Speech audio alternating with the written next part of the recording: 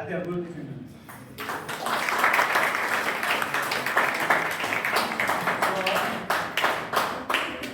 అది మేడం అంటుంటారు, సంకల్పం ఉంటే ఏదైనా సాధించవచ్చు.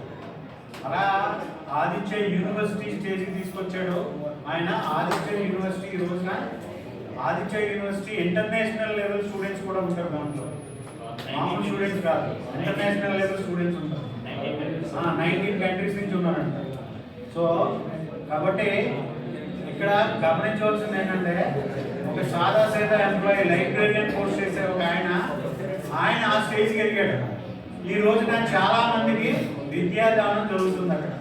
వెదర్ కమర్షియల్ నాన్ కమర్షియల్ పక్కన పెడితే విద్యాదానం జరుగుతుంది. స్టేట్ లెవెల్లో నిన్న ఆయన పుట్టపడిన సతీష్కి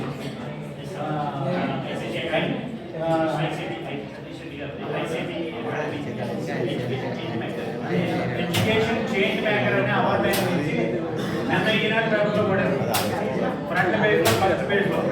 కాబట్టి మీరు ఏదైనా సరే మనుషుల దగ్గర నుంచి కూడా కొన్ని పాఠాలు నేర్చుకోవచ్చు. దాని గురించి చెప్తున్నాను. ఆయన ఆదిత్య యూనివర్సిటీకి చెప్తుంటే ఆదిత్య రెడ్డి గారు నాకు బాగా తెలుసు.